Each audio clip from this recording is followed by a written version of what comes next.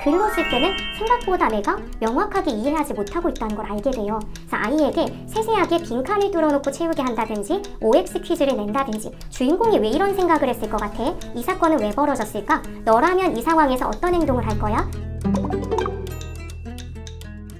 안녕하세요. 저는 고등학교에서 국어를 가르치고 있는 16년차 국어교사이자 초2, 초4 아들 둘을 키우고 있는 엄마 이윤정입니다. 반갑습니다.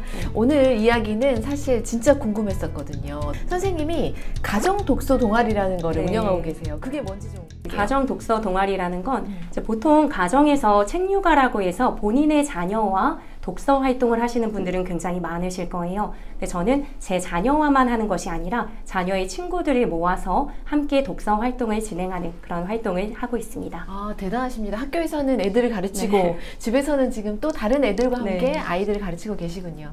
요즘은 자녀가 한 명인 집안이 워낙 많기 때문에 같이 할 수만 있다면 또래 친구들과 하는 그 베네핏이 분명히 있을 것 같은데요. 아이랑 1대1로 활동할 때는 이거 내용 확인하고 싶잖아요. 제대로 이해했는지. 이거 뭔 것 같아? 하고 막 하나하나 물으면 아이랑 이제 좀 굉장히 관계가 멀어질 수 있는데 전체가 다 모여 있으니까 저희 아이도 이게 반쯤은 학습 같지만 반쯤은 좀 놀이 같은 그런 느낌으로 굉장히 편하게 이야기를 하더라고요. 그래서 뭐 책 내용을 확인하거나 질문을 할 때도 어떻게 보면 좀 경쟁적으로 자기가 먼저 내용을 파악해서 대답하고 싶어서 이야기를 한다든지 발표도 혼자 하면 조금 재미가 없을 수 있는데 친구 발표도 들어보고 내 발표도 하면서 아이들마다 관점이나 생각이 굉장히 많이 다르거든요. 그 생각을 들어볼 수 있어서 좋은 것 같아요. 학교에서도 지금 고등학생들도 보면 모둠 활동 시키면 얘랑 좀 친구하기 싫어요 어째요 하는 친구들 많은데 부모님들 아시잖아요. 사회생활 하면은 서로 생각 다른 사람들이 다 모여서 어쩔 수 없이 모여서 뭔가를 아웃풋을 내야 되는데 그런 것들이 이 단계부터 연습이 된다고 생각해요. 근데 사실 저는 이 독서 관련한 거 이외로 또 다른 좀 장점을 발견했는데요. 저는 아들 둘이라고 말씀드렸잖아요. 집에서 자기 얘기를 진짜 안 해요. 그런데 책을 읽다 보면 주인공의 어떤 행동이나 사건 이런 것이 결국은 우리의 삶이랑 굉장히 비슷하기 때문에 내가 경험했던 게 자연스럽게 나와요. 그래서 학교에서 있었던 일, 아니면 친구랑 있었던 일, 아니면 아이의 가치관이 뭔지 알아내는 건 진짜 어려운 일인데 이런 인물의 행동을 얘는 이렇게 평가하는구나. 이걸 알아서도 좋았고요. 제가 한 번은 짜장짬뽕 탕수육이라고 학교 폭력 관련해서 이제 다루고 있는 책이 있는데 그 얘기를 이제 막 하면서 약간 이제 관심을 유도하려고 학교에 이런 친구들 꼭 있지 않아? 그럼 좀 힘들 텐데 막 이렇게 얘기하는데 저희 아이가 갑자기 자기가 누구한테 맞고 왔다는 이야기를 한 거예요. 그래서 너무 좀 당황했는데 그걸 친구들하고 막 얘기하면서 사실은 나 걔한테 작년에도 맞았어. 이런 거예요. 근데 작년에 맞은 사실과 올해 맞은 사실을 저는 아예 모르고 있었거든요. 엄마한테 이거 진짜 중대한 일이잖아요. 이걸 엄마한테는 얘기를 안 하지만 친구들끼리 앉아있고 책에서 관련된 내용이 있을 때 술술 나오는 모습을 보면서 아이의 모르는 면을 이런 자리를 통해서 발견할 수 있다. 라는 것도 알게 돼서 좋았습니다. 국어 선생님도 아니고 독서에 막 전문가도 아닌데 할 수 있을까라는 생각도 들거든요. 초등 한 5학년 정도를 기준으로 이 수업의 구성을 어떻게 하면 좋을지. 네, 일단은 국어 전문가가 아니어도 하실 수 있는 이유는 시중에 독서 활동제가 굉장히 많이 나와 있어요. 책들 보면 학년별로 1학년부터 6학년까지 뭐 교과서 수록 도서라든지 권장 도서 위주로 활동지를 빼곡하게 수록해 놓고 그게 QR코드만 찍어도 내려받으실 수 있는 것들이 많기 때문에 그것을 사용하셔도 좋을 것 같아요. 그 전체적인 흐름은 저는 이제 어떻게 진행을 하냐면요. 아이들이 동시에 굉장히 조금 재미를 느끼거든요. 초등 저학년 때는. 근데 고등학교 가면은 시를 굉장히 어려워해요. 근데 아이들 보면은 동시집 읽거나 좋아하는 친구 없잖아요. 고등학교 때 시집 읽는 친구 없거든요. 근데 초등 저학년에는 동시집을 읽는 친구가 있습니다. 근데 그 시집 읽기가 단절되는 느낌이 있어서 고등학교에 좀 도움되고 싶어서 시작할 때는 항상 동시 필사를 하면서 시작을 해요.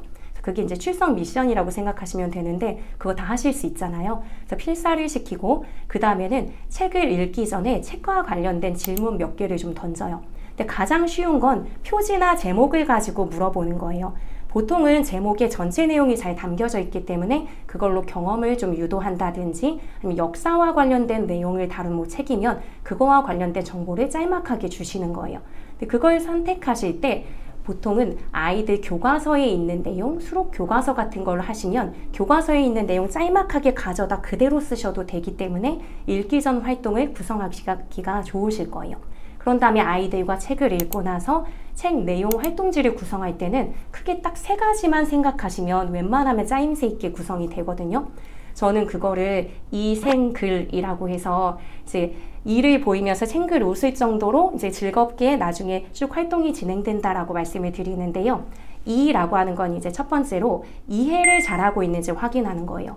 우리가 문해력이라고 했을 때 한번 읽었는데 같이 읽었는데도 어떤 친구는 이해하지 못하고 어떤 친구는 세세하게 잘 이해하잖아요. 그걸 연습하는 과정이 굉장히 필요해요. 그래서 아이에게 세세하게 빈칸을 뚫어놓고 채우게 한다든지 OX 퀴즈를 낸다든지 그러면서 얘가 잘못 이해하거나 놓치고 있는 것은 없는지 이런 걸 확인해 주시면 좋아요. 근데 만약에 그냥 1대1로 자녀와 하실 때는 그냥 아이한테 엄마한테 질문을 만들어봐. 엄마가 맞춰볼게. 하더라도 전체적인 내용을 꼼꼼히 읽는 데 도움이 됩니다.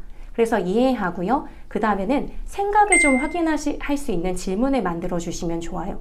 그러니까 이거는 앞에서 말씀드렸듯이 단순한 이해를 확인하는 질문 말고요. 주인공이 왜 이런 생각을 했을 것 같아? 이 사건은 왜 벌어졌을까? 너라면 이 상황에서 어떤 행동을 할 거야? 라고 하는 것.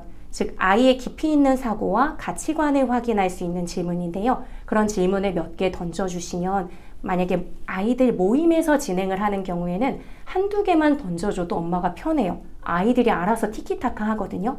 엄마랑 1대1로 할 때는 엄마가 뭔가 다 이끌어줘야 될 것 같은 느낌도 있고 엄마는 일단 어른이기 때문에 약간 어른의 마인드로 접근하는 걸 아이들은 좀 열린 사고로 아이들마다 다른 생각을 주거니 받거니 합니다. 그럼 학원에 보내면 깊이 있게 대화를 해도 시간 제한 때문에 이렇게 끊어가야 되잖아요. 근데 집에서 하기 때문에 저 같은 경우에는 그냥 둬요.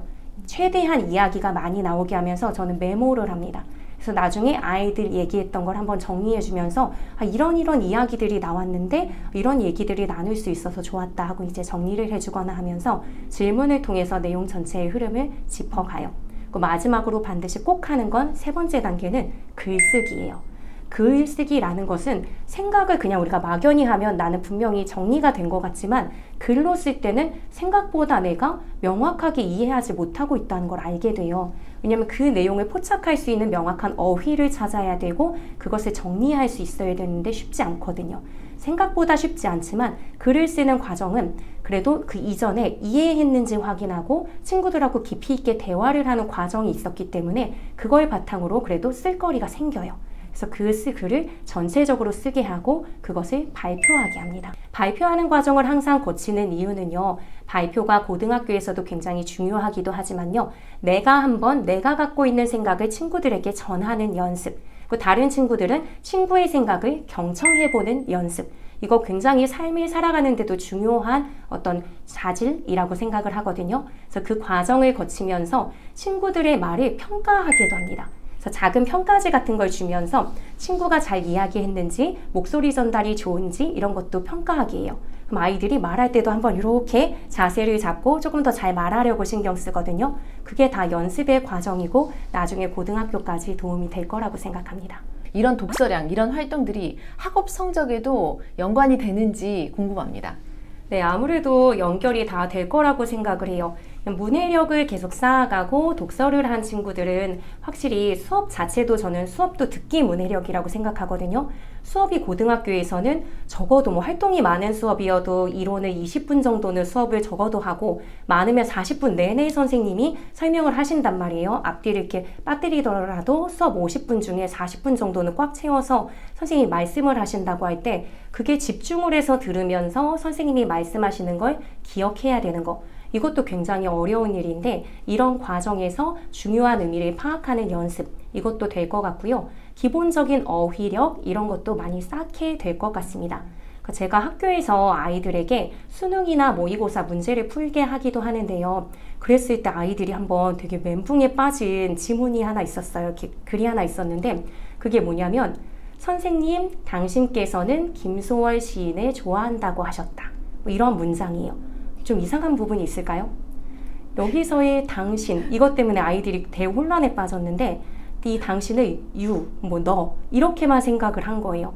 그렇기 때문에 앞에서 이미 말한 대상을 당신이라는 말로 가리킬 수 있다는 걸 모르더라고요. 근데 이게 제가 들어가는 7반 전체에서 다 벌어진 일이었어요. 그런데 이런 부분을 이제 책을 평소에 많이 읽었던 친구들은 그래도 그게 일상에서 사용하지는 않은 언어지만 그래도 알고는 있는 말이더라고요. 근데 만약에 이걸 아이들이 실제 수능에서 만났으면 많은 아이들이 틀리거나 이게 뭐지? 하면서 혼란스러웠을 거예요. 그러니까 이런 것처럼 평소에 다져진 어휘력이나 문해력이 고등학교 수업에서도 굉장히 도움이 될 거라고 생각합니다. 고등학교 국어를 가르치시기도 하시고 또 초등 친구들의 가정 독서 동아리에 멘토로 활동도 하시면서 선생님이 생각하시는 이 아이들의 문해력의 목표점이라는 건 무엇일까요? 네, 저는 이 문해력을 키워서 결국은 뭐 대학 좋은 데 가거나 아니면 좋은 학업 성취를 키우는 것도 좋지만요. 아이들이 이 삶을 살아가면서 맞닥뜨리는 문제가 굉장히 많잖아요. 그랬을 때 뭐 의미 있는 멘토를 찾아서 상담을 해도 되고 친구를 찾아도 되지만 그것 외에도 여러 선택지 중에 책이라는 선택지 하나를 더 열어준다라고 생각을 합니다.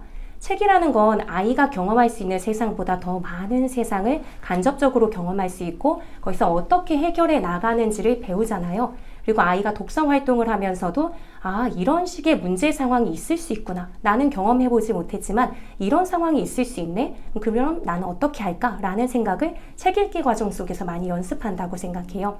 그래서 결국은 삶을 살아가는 데 있어서 조금 더 수동적인 존재가 아니라 적극적으로 내 답을 찾아가고 내가 조금 더 사람들하고 융화를 이루고 그러는 모든 지혜, 이런 과정이 책을 통해서 충분히 생각하고 배우고 자기의 문제를 해결하는 어떤 방법으로서 책을 늘 편하게 펼쳐볼 수 있는, 그러니까 친구죠. 어떻게 보면 좋은 친구이자 멘토이자 스승, 이런 존재로서 책이라는 걸 늘 곁에다가 둘 수 있는 그런 아이로 성장하는 게 제 목표입니다. 네, 그래서 저희 집 루틴은요, 아이들이 저는 자고 있는데 먼저 일어나서 1시간 타이머를 맞춰놓고 책을 읽기 시작해요. 그러니까 책을 뭐 좋아하기도 하니까 사실 그 1시간을 억지로 읽진 않고 자기네가 좋아하는 거 막 꺼내다 읽고 여기 잔뜩 늘어놓거든요.